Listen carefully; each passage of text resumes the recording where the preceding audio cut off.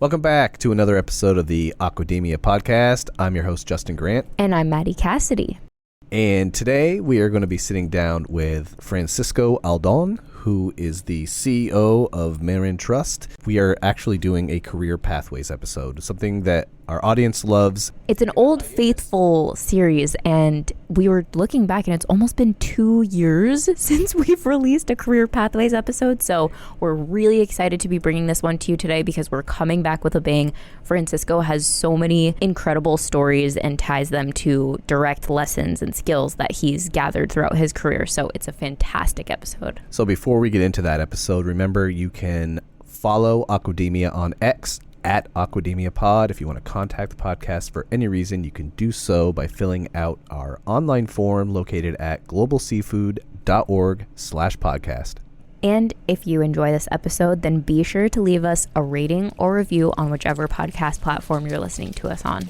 And we'll see you at the end.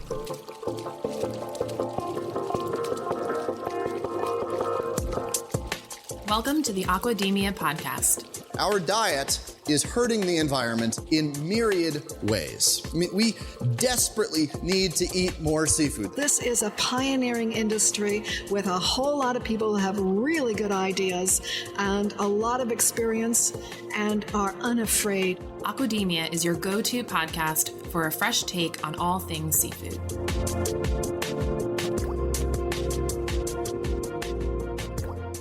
Francisco, thank you so much for joining Maddie and I on the Aquademia podcast. How are you doing today? I'm doing great. Thank you very much. Very sunny here in London. So looking forward to more sun. Yeah, just 5 days a year of sun in London. So you have to take advantage. Take full advantage. Well, we're so excited to have you on the show with us today, Francisco. We've been trying to get this in the works for a long time. So I'm really excited to actually have you here. Thank you. Thank you very much. Yes.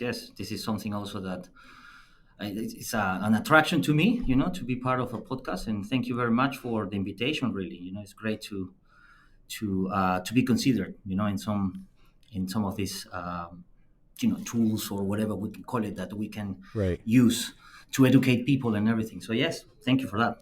Well, we're fortunate because this is an episode type. This is going to be a career pathways episode, which is a really popular episode type that we do, but we haven't done one in quite some time.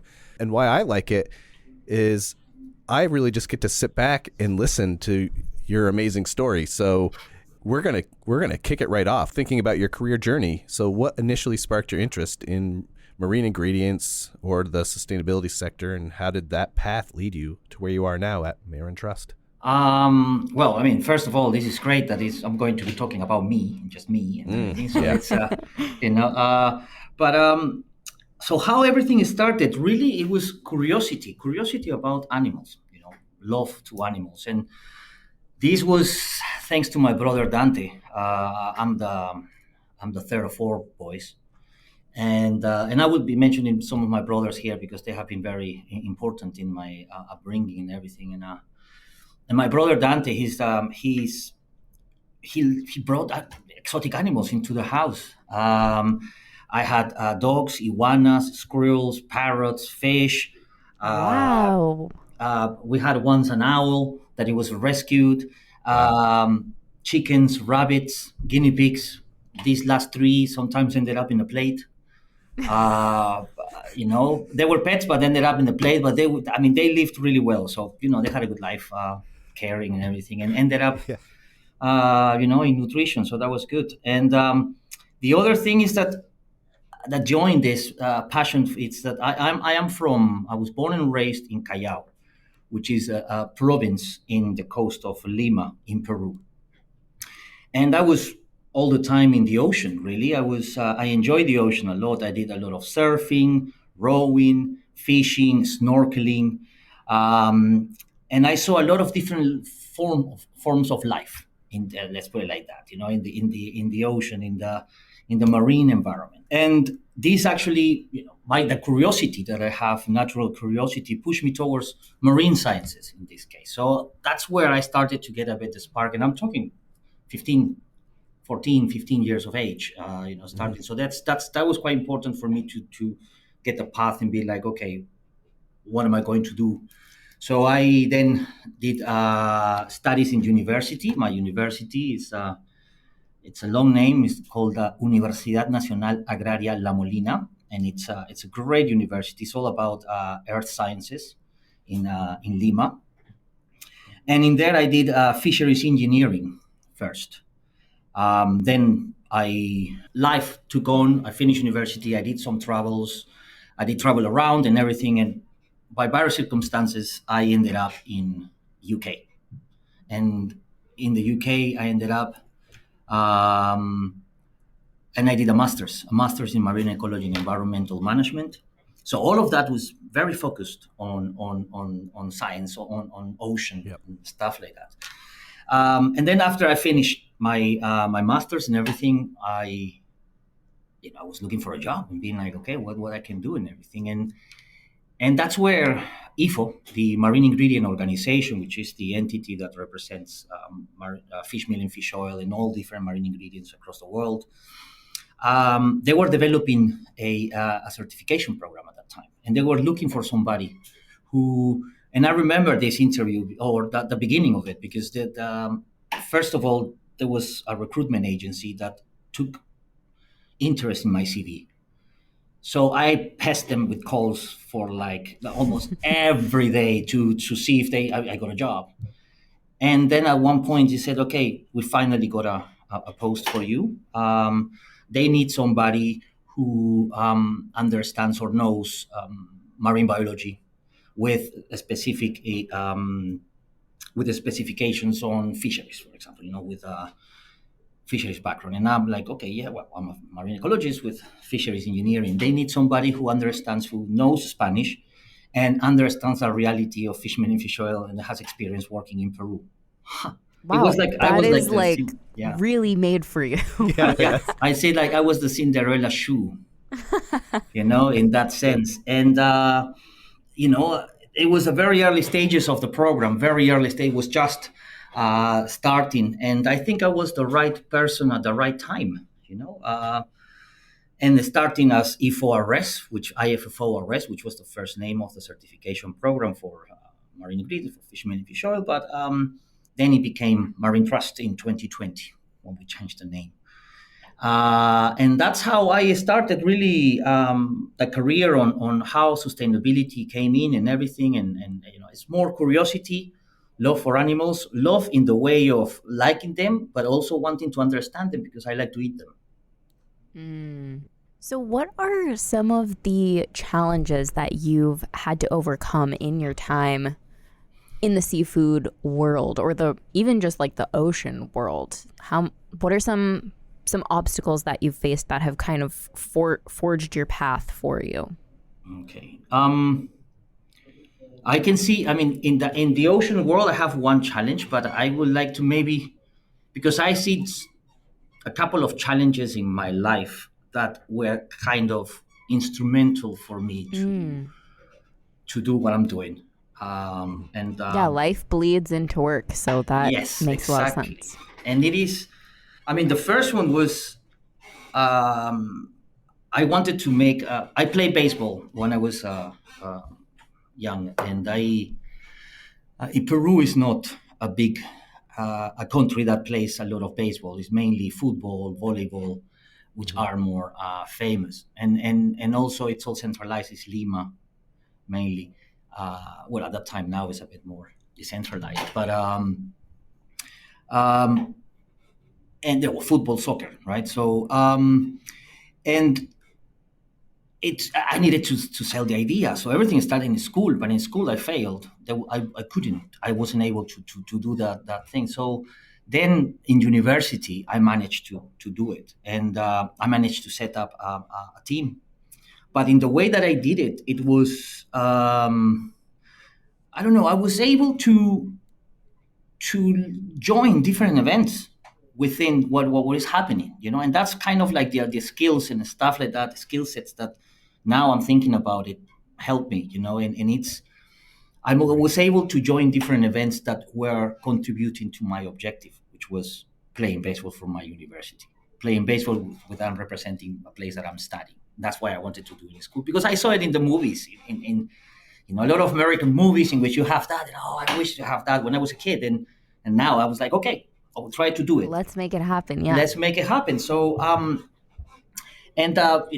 when I was playing baseball in the leagues, amateur leagues in Peru, in Lima, we're all a lot of university students playing in the same age group. So we said, let's try to do something. It would be great to have to we're all in university. Why not we do something? And that's when I unfold a lot of things. Oh yeah, a lot of people took interest and start moving. Okay, what we need to do is set a team. And this is the important bit. This is the lessons that I got. It's also about the people that you have around. Because in my university, I came with that idea of saying, let's play baseball and everything. And if it wasn't for my friends who were like showing the same passion as me towards something that they wanted to do, maybe not specifically baseball, but they wanted to do something for the university too and everything. And it was something new.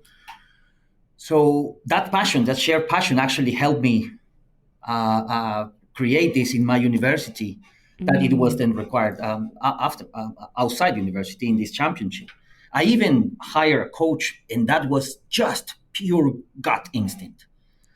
Gut instinct. I just went, I think this guy is good. I can see him. And that's also in a way that I saw certain qualities that I cannot explain and it actually resulted really well. He's still been a coach in the university and still teaching there. And God. Baseball and softball are now a course in university with credits and everything.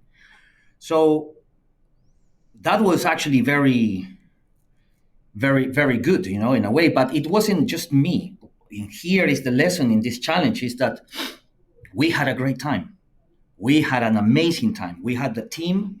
We made the team, and I was fortunate to be chosen captain of the team for 2 years.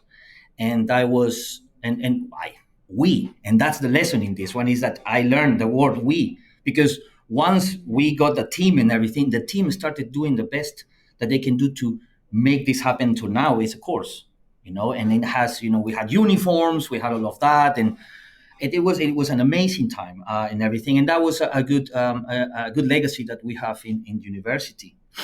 The second challenge, it has to do also in university too, but this was learning English in a record time. Because obviously, I was born in Peru. My main language is Spanish. Right. So when I was at university, I had my friends, and this is the thing, it's very important, the friends that you have in there. And my friends were there saying, there are these student exchange with United States with regards to, like, you go to students go to work in a ski resort, and that's what I did. But first of all, my friends were saying, we're going to do this. The interviews for the job, it has to be in English, and they are in July or August, and this was January, February. So I saw my friends saying, we are going to go. They were already saying, we're going to go to the United States. We're going to do this. And I'm like, if you're doing it, I want to do it. Yeah, but you don't speak English. You don't know English. And I went, no. And they were like, yeah, so you're not going to be able to get to the level of English that we have in 3 months, please. And I went, challenge accepted. Yeah, challenge accepted. Yeah. I will get hired before you guys, I said. Challenge accepted. So and this is the thing, that you have to be strategic because you want an objective. The objective is to get the job, to show them and put them in their face and say, look. Yeah. But because learning English is a long objective, so it's something tangible, right? So something tangible, get the job. So I have a friend of my family that she was my neighbor. She lives now in the United States, but she was my neighbor, and she lived back to my house. And she did already these things. So she came to my house and she taught me the basics for 4 days. I mean, we have a lot of music in English, movies in English. So there was a bit of in there, but I mean, my level was very basic. So she gave me the basics in 4 days. But then here, the strategic thing was that she prepared me for interview questions. So we practice the interview questions and all of that. So much that the first interview, the lady that was interviewing me said, oh, you're a really weird case because you speak more than what you understand. You know? So, and I was, yeah, but it was basically practicing the same, the level, but I got the job. You got Before the my job. friends. And I went there and I said, look, I got the job. So we went in, and also I did it with my cousin too. I went to United States with my cousin, which helped me also give me that backup. You always, and this is the surroundings that you have. And the lesson here is really it's important. It's important to the way that you take things, because people can get easily offended by, oh, you don't speak English, how dare you, blah, blah, blah. And then you go and then you just stop there. But there is other people that actually, give it a positive spin to it and use it in their advantage. And in this case, I think I did. I went like, oh, okay, challenge yourself. They're my friends, so they know. And this is the thing about true friendships and everything. And like me with some of my friends, I rather risk offending them with the truth than killing them with the lies. Yeah. So it is important that and these guys from my uni, they're very direct, and that's how my upbringing was with my brothers too. My mom was very direct with me, and directness helped me be better in this way, and I took it on my advantage. And I learned English in what I needed in 3 months, 4 months. Then I went there, and obviously now you can hear me talking, but it's been already 18 years of living here, of course. But it was all that, and that was that. Yeah, that was a great experience too. That was I was hyper focused. I was so hyper focused. I was everything. It was in English. Everything. Um, and then yeah. So that was the other thing. So it's the lesson in there is how you take things. If you offend, then that's how it is. You need to always see the glass. Always, what is the phrase? See half full glass. Yes, instead of half empty, right? So, also coming here in the UK, hearing all these phrases and trying to understand it in the second language. So many sayings. Yeah. And the third challenge, which is a challenge that is still happening, and that has to do with work, with what we're doing now, it's communicating this concept of improvements, of FIPS, for example, the fishery improvement projects, or improvements in the area that you want to improve.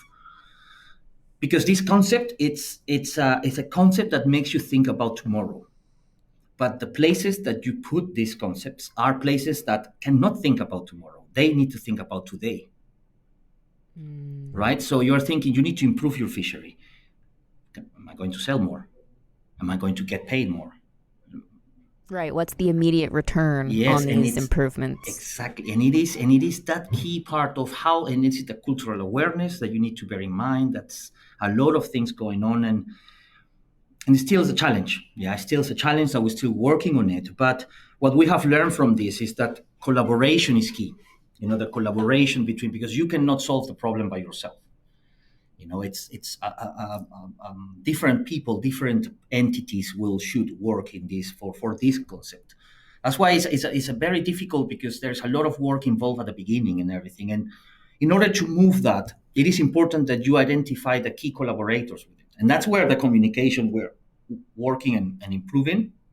And then this still is a challenge, but is that you need to identify who you're talking to, and that this person will give the right influences, and you need to articulate, because these people will have common objectives. That's the thing.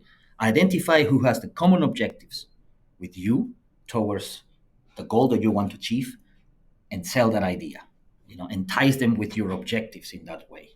Use your passion, whatever, so then they can transfer that passion and that communication in different ways. And that's how work can progress to create these impacts that you want, or whatever change that you want. And this is not only for, the concept of fishery improvement projects, it has to do with us, but really this is something that it can be applied to any other area of that want to do improvements. So those are the three things. That is such a great last point, identifying shared interests. It seems like such an obvious thing, but it really, hearing you talk about it just now, I was thinking of 10 different ways that I can use that in my work day to day. Exactly. Like it's such a valuable lesson, and it really helps it helps with buy-in from people that might not necessarily see where you're coming from as something that's relevant for them.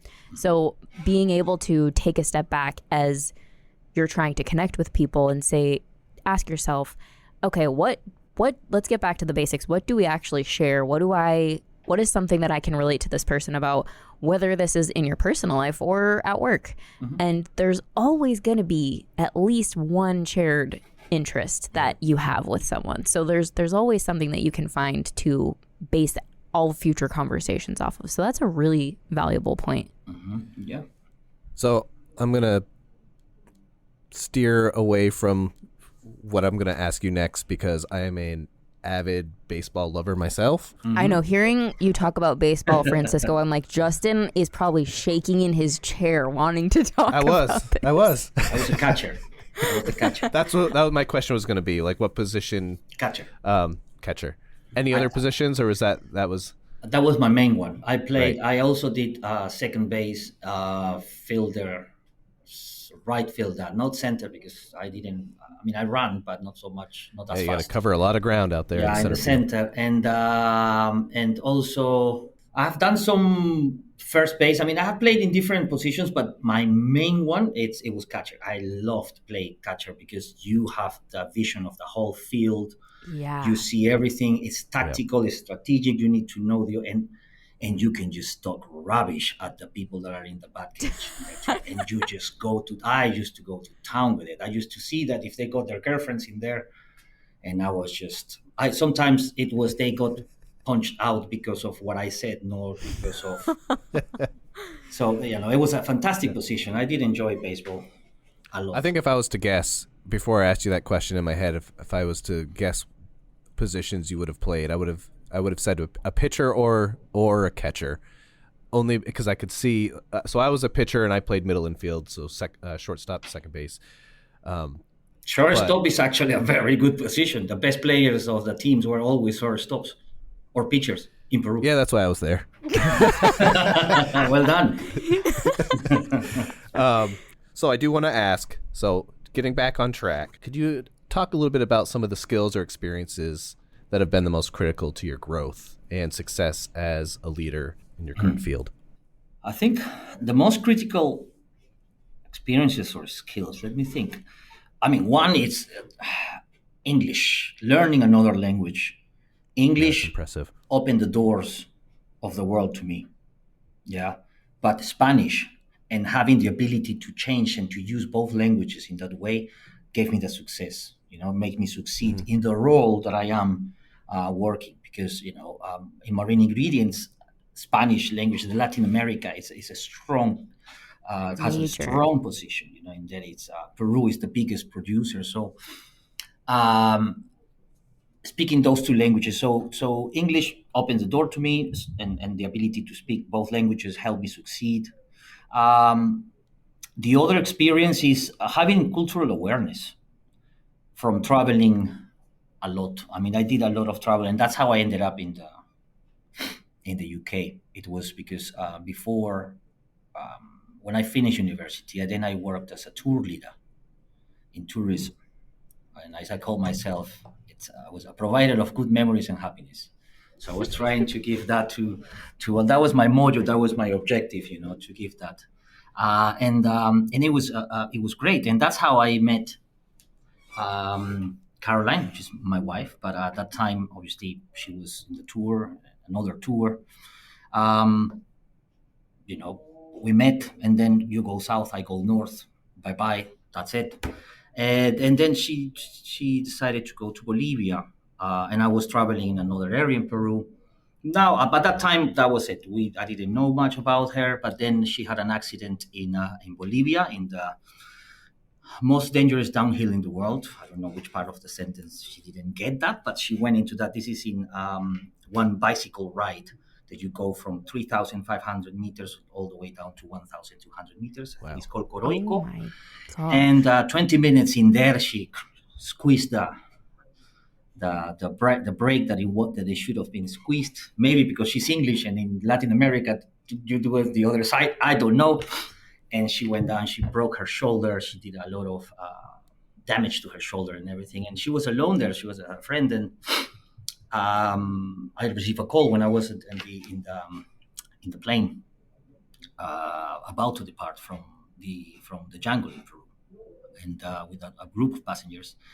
And I heard this an accent, I think Irish accent, but that I didn't understood a word. Caroline, broken shoulder, Bolivia.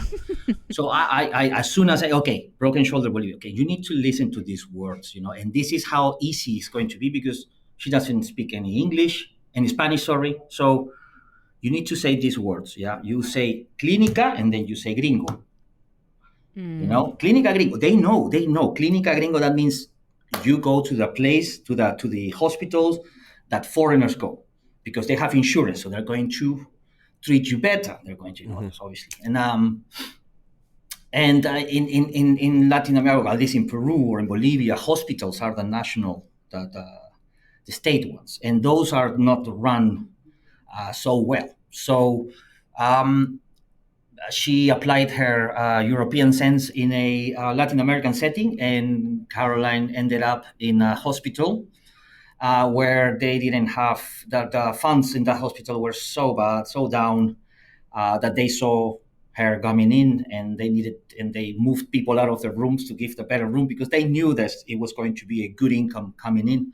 She had an emergency surgery in the shoulder and everything. So then she called me. Well, no, sorry, I called her. I was looking for her. Then I finally found her in the after calling all La Paz for to know how she was and everything. And this wasn't because it was truly I wanted to know how she was. It was truly just a sense of caring as a human being. And then I found her. So I said, "What are you going to do?" And I said, "Well, I'm done. I have to go back to England because I broke my shoulder, and it was the starting of her gap year. She sold her bike. She quit her job. She was renting her apartment. So, and I said, look, why don't we do this? I'm going to go to another tour. I'm going to go to Bolivia. I can pass to La Paz, pick you up. I will invent a story, whatever, saying that you work for the company in Europe and you need to know the thing, the trip, whatever. But in a way where you are there, you can rest a bit and everything. And then if you get better, and even though it was close to Christmas, so I was like, you can spend Christmas in my family, and then you go off and you continue your travel. So she was like, okay, let's do that. So we did that. She came in. We did that. There was a lot of things going on in that trip. They thought that at the beginning she was just somebody selling tours that needed to know the tour, but then everybody thought that because she was working for the company that I was the tour leader, she became manager Europe. Everybody started complaining, she had to just keep up. I was saying, keep up with things. Just invent stuff. So we were doing that, and it was a trip. Then we had this Christmas in my house, my family. My parents knew her and everything. And then when we were going to the airport now, it was the last day. It was 25th of December, 2006. And I was there going in the airport because I was actually going to meet the passengers that I needed to meet to go off and do the trips. And she was going to Argentina. And in the airport, she said to me, okay, let's do something. Quit your job, leave everything, and let's go and travel around the world.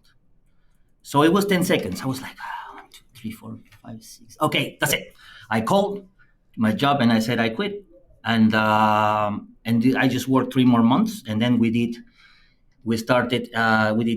she came to Peru, then we did Argentina, Chile, then we did England for a bit, for a week or so. And then we started Singapore, Malaysia, Philippines, Thailand, Laos, Vietnam, China, Tibet, Nepal, India. We did a massive trip like that, and that gave me so much awareness of the world, of the ways, backpacking and everything, and obviously my partner of life, in which we had a lot of different experiences, understanding of different cultures and things like that. And that cultural awareness from traveling is what helped me a lot to keep an open mind with new ideas, with new things that it can come, also behaviors that you can have, to show and how impactful you are, You have a self-awareness that you create an influence on people. They see a foreigner person, coming in, different color of skin, different fractions. You are going to create an impact on those people. So that cultural awareness, it was very important. And this is, a great experience that I had. And with the self-awareness, also improving the social skills. All this traveling and the English and everything also helped me improve my social skills. And the self-awareness, as I mentioned, is important because it's important that you know what you can do and what you cannot. It is important that you recognize that, and you accept that you cannot do certain things and that you look for it. It's easy. I mean, it's simple as that. If you don't know, accept that I cannot do that because it's not my expertise, but I will find somebody to do it. I will find somebody that needs to cover that I need to do. I think that's the key. Like yes, it's super important to be able to recognize your shortcomings, but it's not helpful if you're like, oh yeah, I can't do that. Sorry. Exactly. So it's that follow-up second portion of that of, okay, I can't do that, but I can help in a way. Yeah. Or I need help. That's self-awareness. People that doesn't want to admit, and I'm really, if I need help, I go, hey, I need help on this. I don't know. Hey, sorry, I made a mistake. I take advantage that sometimes try to attempt to be likable. So then when I made a mistake, it's not as a big hit. That's what my brother says sometimes. Sometimes you are alright, but because you're likable, you get away with it. Yeah, you get away with it. Yeah. Keys to life. Exactly. So yes, it is recognizing your own and owning to your mistakes, and if you need help, ask for it. That's a key skill. I think I would say, skill or no, it's just do it. Yeah, I almost could put together the love story that you kind of described. That was almost like a movie when you think of that sounds like it's out of a movie that you had to make. And there's a reason why I mention it here. I have an idea to do something with that because it's an amazing story, and everything started with a broken shoulder. That's a poem that I have also in my. Here. It's it's a good story. It's a great story, really. I mean, I love it because it shows adventure. Because I met my wife and we got married 1.5 years later. So it was quick and everything, but it's everything together, because we had the honeymoon before getting married. We went to travel all these different places and all this, and it was all an adventure and then you learn a lot about a person doing that. Correct. Yes. Well, we found your crossroads. So every career pathway, there's a crossroads and I know usually your crossroad would be what decisions did you have to make to get in your current position, but your crossroad was about how you got married, right? It was that, hey, why don't you drop everything right now and let's go do this? Yeah. And you had a choice, and she didn't give you much time. And it changed everything. Yep. Yeah. I mean, if I would have said no, I would have been right now thinking what would happen if I would have said yes. So, and that was the first thought that came into my mind. If I say no, I will be questioning myself why. So you know what? Yeah. Let's do it. Yeah. Why not? I didn't have kids at the time. I didn't have anything tying me to whatever I was. I didn't have many responsibilities at that time. I was 26 years of age too.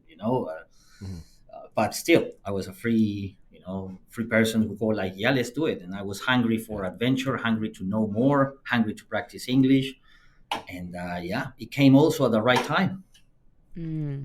Well, hold on to that idea, and I look forward to seeing how you get that story out in a very creative way. Yes.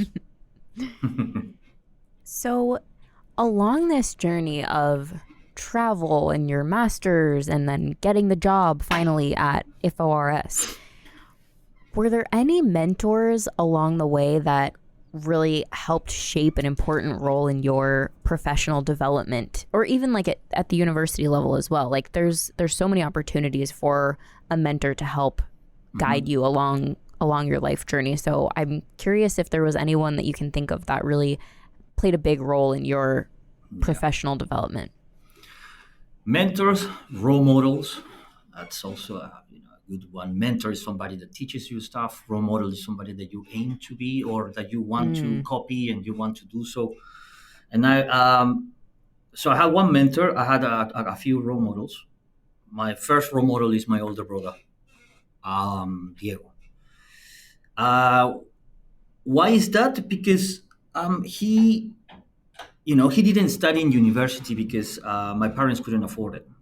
So he has to make his own thing. He worked. He paid for my university. He paid for my brother's university. So he's the one that shows me, like this is an investment for life, and I don't mind paying it. There was a selfless way to him, and he knew that it was for the good of the family and everything, and just his directness, the way that he was all the time, the intentions behind it. He's a very good person. He's doing really well now too, and it's something to aspire. Every time that I go to Peru, I go to his beach house. He said, I got this beach house for my brothers to use it. So, okay. Oh, you have to use Every that. year that I go, my daughters, every time that we go, I go to Peru every year, thankfully. And I take my daughters with me. So they know Peru, they know all the family in there, and they go every year. They are practicing the bilingual. Now I don't talk to them in English; it's all full Spanish. I'm very strict with that. Oh, My wife wow. talks to them in English. So yeah, my daughter is one of them is going to do some is preparing herself for exams, some exams called GCSEs here in the UK. She's going to do them 2 years in advance. One of them that is Spanish because her level is good. So this is all the investment, and this comes from my brother really thinking like that and being like, okay, I'm going to and that example was something that I really want to follow. And I paid some of the part of my my younger brother's university, for example, because of that legacy and everything. So I think my older brother is one of them. The second one that he was a role model, this was my grandpa, but this was because he gave me a lot of self-confidence. He was the person, I don't know, it just constantly saying, that yeah, you are good, you're doing great, it gave me such a good self-confidence, talking to him and learning from all his stories. He traveled, and he's the one that sparked me the curiosity for traveling. He went to see Muhammad Ali, but when he was Cassius Clay, when he won the world champion, and my grandpa was there first line and everything. At that time, I'm talking, I think this was 60s, 70s, maybe early 70s. He was, and traveling at that time with from Peru and everything wasn't cheap. It was in New York, and my grandpa was doing all of that and travel to different places, and that for me was actually okay. I like to travel, and that's where it started and everything. And he was such a good role model in being a good person. But my mentor was, I will say, Andy Jackson, which is my old boss.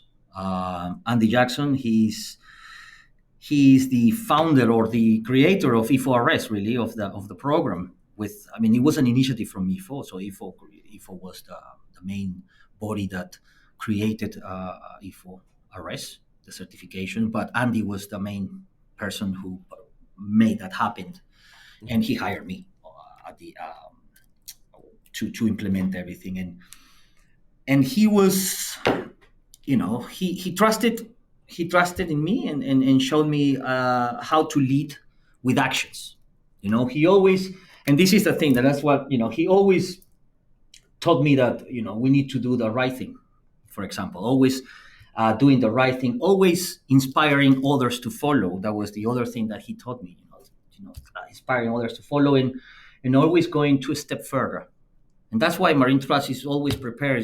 We are always looking at the forefront and everything and those teachings that he gave me are the core values of the company, because they're such a strong point that we are thriving to it. So he was a great mentor in that sense. He showed me the way how to implement psychological safety in the place of working, just by being yourself, just by being, a good person. Here in Marine Trust, all the people that work in Marine Trust, they feel safe to talk whatever level you are. We are 9 too. It's not that we are a lot, but still, you can see that there is a lot of I've been challenged by the people that I work with. Sometimes I have ideas and everything, and the challenge and that feeling that that they're safe to challenge, they're safe to be here and everything. That was something that he actually showed me how to make it happen. More than saying we do psychological safety. No, it is happening. Yeah. So, and that's how we are. So he was a great mentor on that. And another one that has helped me notice that mentoring is more about somebody that I learned a lot with and from, but mainly with. And this is, maybe you know him. He's Mike Platt. He's called. Yes. Yeah, Oh, Mike. yeah. It was at the beginning too. I came to work with Marine Trust with IFORS, and Mike Platt was also hired to help me get things. So we worked together for many years, and I learned a lot. A lot of the work that I learned about certification, how certification works, I learned it with him. Not necessarily from him, like a teacher. It's just the practice, the actions. I traveled with him quite a lot. We did projects. We developed version 2 of the standard chain of custody. And it was working with him that helped me get the visibility or the expertise that I have, together with obviously everybody around. But him is specifically, I mentioned him because he was for a long time at the beginning with me, and it was a good support.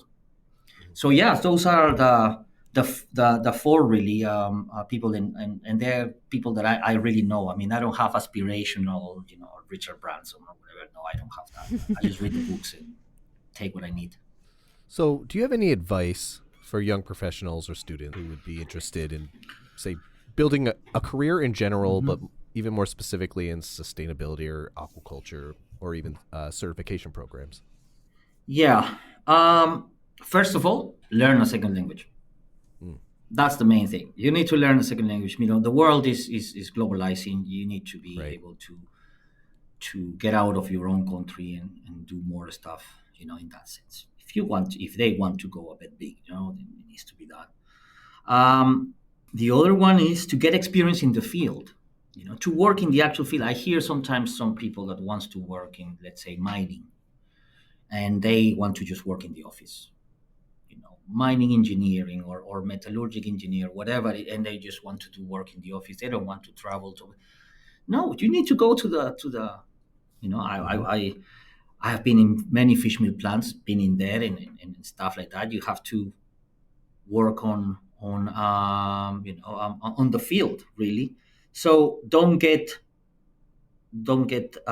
scared of actually going into the field and get dirty. That's what it will give you the base for all the different things that you will do in the work that you're doing. So and also, for students in this case, if they can get experience while studying, so if they can do some small works while studying, that's also helpful because it gives you a different perspective. You work in one place and then you go outside and you go and continue studying. I'm sure that the way that you were thinking will be a little bit different. So that's another one. So make yourself more available for get different skills. Have an open mind to use the abilities in different areas and sectors. And I'm saying this because you have sustainability, you have aquaculture, certification, fisheries, and really there are different sectors. It's just that they share water, but really there are different sectors, different ways of how they work. So get abilities that will be interoperable. At the end, you have a career, you studied fisheries, whatever, but that doesn't mean that you will do fisheries all the time. The work that you have done in fisheries, you can extrapolate it to other commodities. You have lawyers that are doing work in different. So it is having that open mind for the abilities, and think wide. Don't think about the fish in itself. Think about what that fish goes through. It's being caught. Then where does it go? It goes to a processing, and then it goes to where? And then it goes to that. So try to visualize in big Don't only think, oh, protect the fish, but the fish is protected for a reason. There is commercial value in it that you need to regenerate. So think big, think supply chain, where it comes from and stuff like that. And I know that comes with experience.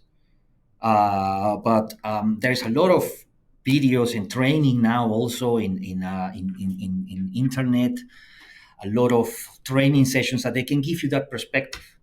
I wish I had that during university. Not that I would have used it when I was with my friend of mine at that time in university, but now thinking about it, if I would have had that, yeah, I would have used it. So those are the things. I mean, not specifically on actual sustainability or aquaculture or fisheries and stuff, but I think all of those will apply to any of those, and not only those careers, but any other career that they want to, lead in that sense. Yeah, I think, you're absolutely right. In a general theme that we hear a lot when we're talking about this specific question, the experience part is just so important, especially if you want to eventually become in a position of leadership, to understand the actual work, the business, the job, and to get into that actual aspect of it, no matter what the industry is just so important.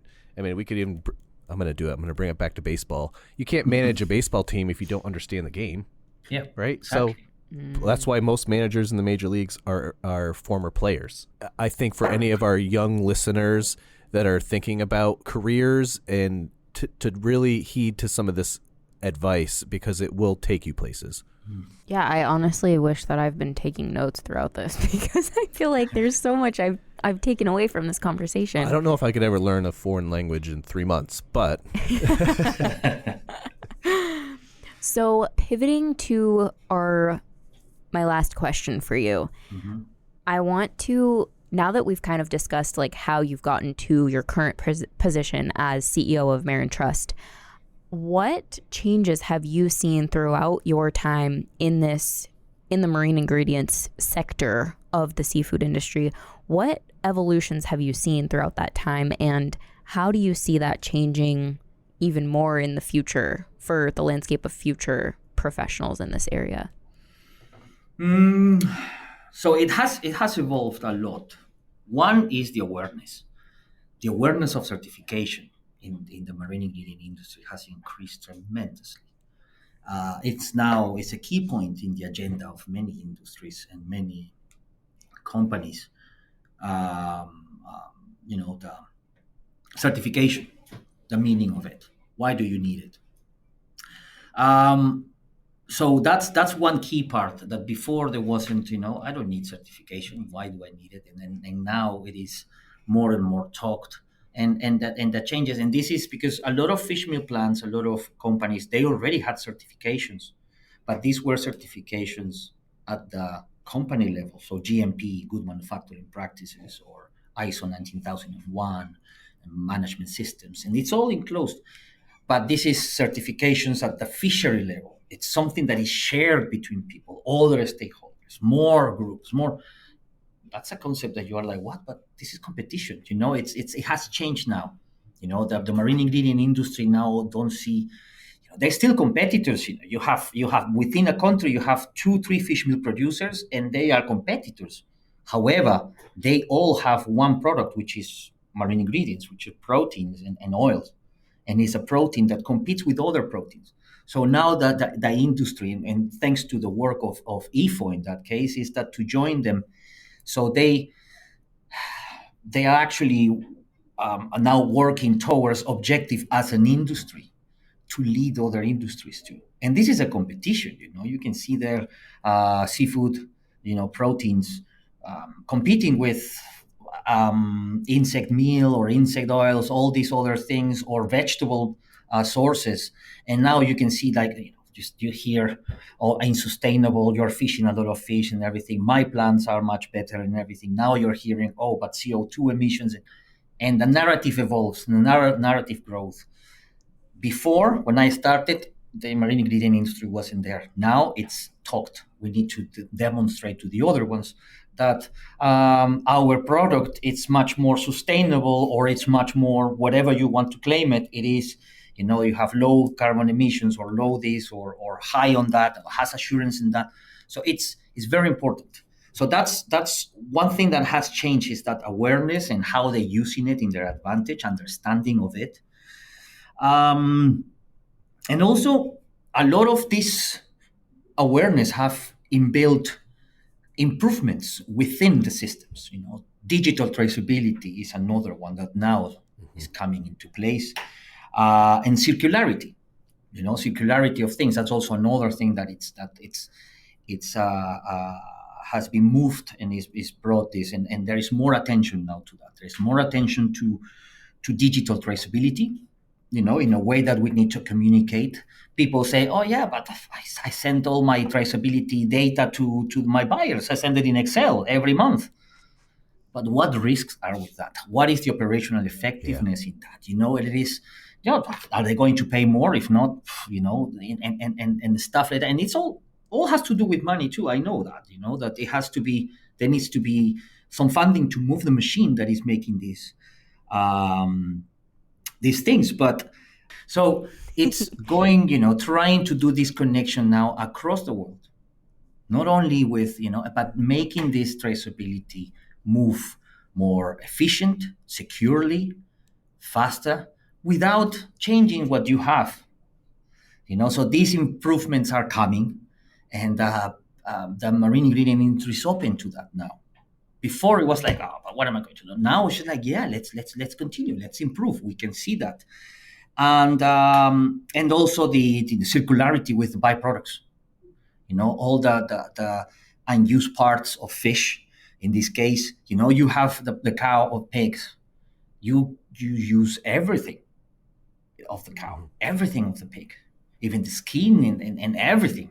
Why can you not use the fish in that way, right? So that's also another thing that have changed, is how to maximize this nutrition, or maximize the product that you have in there, and reutilization in using the waste. There's a phrase that it's one man's trash is another man's treasure. So so this circularity thing, it's something that has also improved. Now, what will that give? So what opportunities there are in the future for in this case? So in traceability, just to think that the product is not only, let's put a case of fish meal and fish oil. The product is not only the fish meal and fish oil; it's also the information that comes with it. So you have a fish. It's also when you buy the fish now, it's like, where does it come from? All the assurance that it comes into place. Yep. And that is required. So traceability is important for transparency, for operational efficiencies, for assurances, and it has to be in a very innovative way. So that's one of the key parts. It's that think about innovative way to how to transfer and capturing data in different environments, because seafood is one of those that are moving forward, but there is traceability in many commodities. There should be traceability in all commodities, but there is no traceability in all the commodities. So this is something that it can go across the board, and for byproducts, as I said, this phrase of one man's trash is another man's treasure. It's like, try to think about maximizing nutrition out of the whole resource. Yeah, maximizing nutrition. So let's give you an example. You have the tuna fishing industry. Yeah, tunas. And then you have omega-3s, which are DHA and EPA, all these two omega-3s, these two fatty acids. Certain species have more EPA than DHA. Other species have more DHA content than EPA. And that's where the capsules have different dosages, because you mix one fish oil from, let's say, from menhaden in the United States or anchovy in Peru that has a higher content of EPA, and you mix it with tuna oil that has more content of DHA. Yeah, but tuna oil doesn't come from a whole tuna, because that would be criminal. So you use the byproducts in this case. And here is, you use the heads and everything. And here is maximizing the nutrition of that, is taking those heads and making sure that those heads and everything are preserved accordingly. So just take that frame of mind to saying this is not waste. This is actually good product, because once you feel it, boom, boom, boom, put the head in the trash, in the bin, and that's it. So when you sell it now, it is changing that frame of mind. So it will be good that the future generations can think about innovative way of how also introduce that type of mentality that waste could be profitable at some point in the journey. I was just going to say it's a good picture really to paint specifically to some of our audience who aren't in the industry and may have some preconceived notions about fish oils, but just that holistic view I think is really important to paint that picture on this episode. That was good. Thank you. I mean, yeah, it's a journey that you learn a lot, and this is the thing that you always have to keep that in mind. You know what you know, and you only know that you know because you know. The episode quote. Yeah. Well, Francisco, if any of our listeners want to contact you or learn more about the work that you're doing with Marin Trust, what is the best way for them to do that? They can contact. A good way is to look in our website. Perfect. Our website, it's www.marin, Marin without an E, so it's MARIN. And why is that? Because it's marine ingredients trust. So it sounds marine because it's in the ocean, but it's not towards that. It's marine ingredients trust. Yeah, so trust in marine ingredients. That's the point of the name. So www.marine, small line in the middle dash, trust.com.